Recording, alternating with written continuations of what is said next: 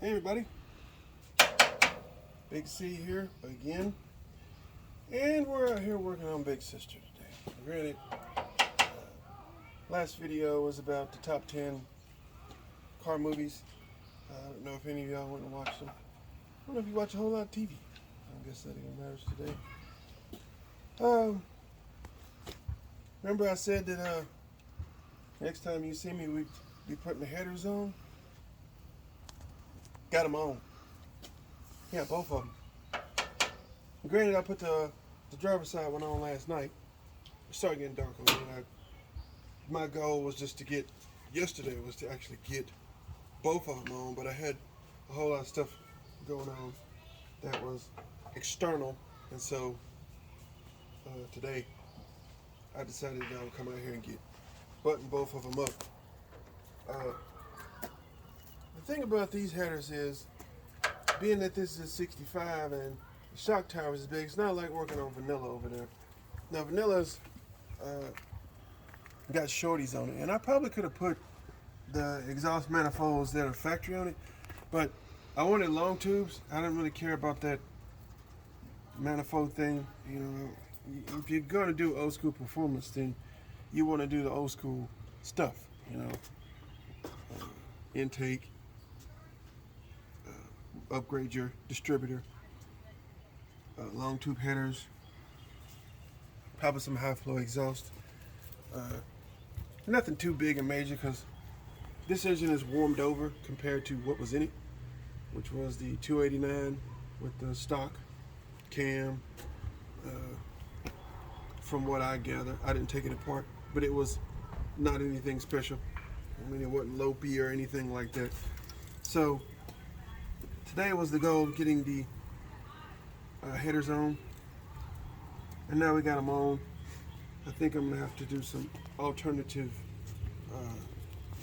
bolts. These were the ARPs, and you need a certain kind of socket to put the ARPs on, which I happen to have that socket that fits them, but I need to probably put a couple dings in where the bolts go in, because they're a little tight. Now I recall doing this before, and I actually got them all in, but it took me, you know, the outside ones are the easy ones. It's the inside ones that are the problem, because the outside ones don't have anything impeding you putting something on them to get them in. The inside ones are the problem. So I think I've come up with an alternative way to get those done. But other than that, we got the headers on. I got to put the transmission cover plate on. Hold on, I'll show it to you. Walk over here and grab this. Granted, this is the Scott Drake transmission cover plate. Covers the flywheel up. It was about $15 roughly. I think I got it off Amazon. But granted, you can get them from CJ Pony Parts and some of these other Kentucky Mustang and some of these other places. But Scott Drake is Scott Drake wherever you buy it from. I'm just replacing things that were missing off the car. Now granted, the transmission, this is missing off the transmission. That's the factory transmission. That's there. This is just warmed up a little bit to where it ain't gonna bother the transmission that's in it, because this is not a race car. It's just a cruising car. It'll sound neat, make a lot of racket, trust me. It's got a gear drive in it. I don't know if people still do that. I know it was an old racing trick, and I had a car that had a gear drive in it at one point, but this one's got a gear drive in it. I don't remember if it's the noisy one or not. I guess we're gonna find out when I crank it up and the neighbors start cussing me. Other than that, we pretty much got everything.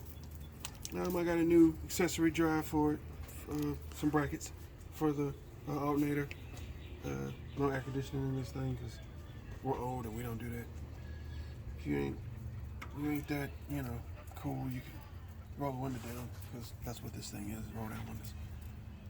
Aside from that,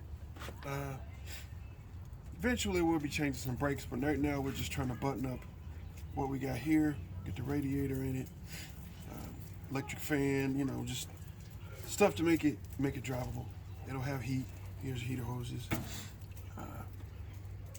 We get everything hooked back up, but today was the day to get that problem out of the way, because those headers were a headache. Now granted, I learned a lesson from the last time I put them on, so this time I got them on easier and it didn't take me as long. I think what took me the longest was trying to get those inside bolts going, but I'm gonna go a different way with those. I'm gonna get another set of bolts to put on the inside to make it a little easier to turn them, and I can use a wrench on them because I can't get a socket on them. But anyway, this was just a little update on what I was doing today. I'll catch you in the next video with either another update on Big Sister or an update on Vanilla Ice, or we'll hit another topic. So I'm gonna get back to work, keep between the ditches. I'll catch y'all on the next video.